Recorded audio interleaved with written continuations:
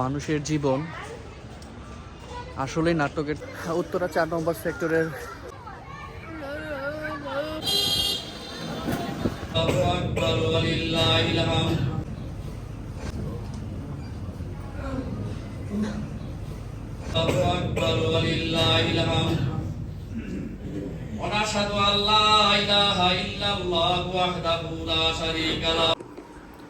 আসসালামু আলাইকুম, আমি সানি। আজকে নতুন করে কোনো ইন্ট্রো দিব না। আজকে ঈদুল ফিতরের দিন,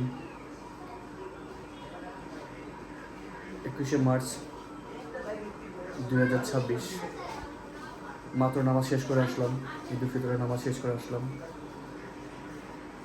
নিজের মা বাবা ভাইদেরকে ছেড়ে ঢাকা শহরে বাচ্চাদেরকে নিয়ে, নিজের পরিবারকে নিয়ে ঈদ করতেছি। যাই হোক, পরিবারকে ছেড়ে ঈদ করতে আসলে একটু কষ্ট হয়, যেহেতু মা বাবা এখনও আছেন, ভাইয়েরও আছেন।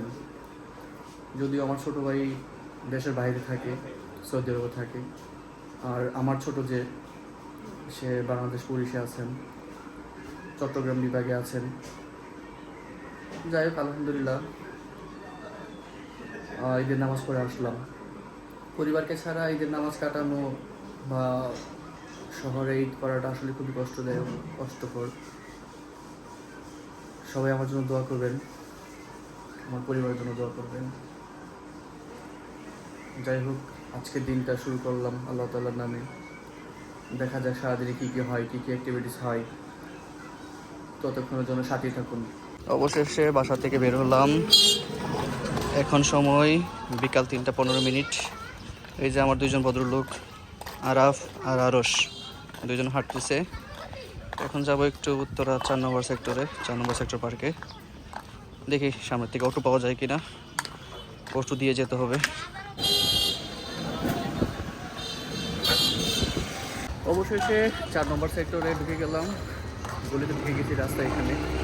বাবা ছেলে হাঁটতেছি, বড় ছেলে আর আমি, অর্থাৎ আরাফ আর আমি দুজন বাবা ছেলে হাঁটাহাঁটি করে যাচ্ছি। ছোটো ছেলে তার মায়ের সাথে হাঁটতেছে আরও সামনে। যাক, আমরা শেষ পর্যন্ত উত্তরা 4 নম্বর সেক্টর পার্কে আসলাম। ছেলে দুজন হাঁটতেছে, আরাফ আমার সাথেই আছে এখনও স্টিল।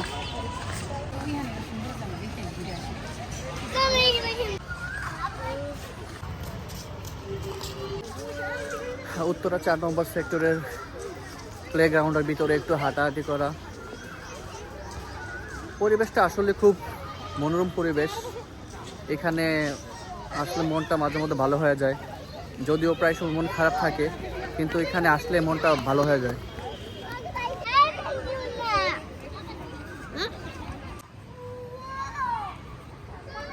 মানুষের জীবন আসলে নাটকের থেকে নাটকীয়। নাটকের ভিতরে একটা ক্যারেক্টার থাকে, বাট বাস্তবে মানুষের জীবনে কোনো ক্যারেক্টার থাকে না। সে নিজেই ভিলেন হয়ে যায়, আবার কিছু কিছু সময় সেই হিরো হয়ে যায়। মানুষের জীবনটা আসলেই একটা গোলক ধাঁধার মতো, যা সলভ করা কখনো সম্ভব হয় না। যাই হোক, তারপরেও এটা জীবন, এক জীবন, অনেক কিছু থাকবে, অনেক প্রাপ্তি, অনেক না প্রাপ্তির মাঝখানেও জীবনকে সঞ্চালিত করতে হবে।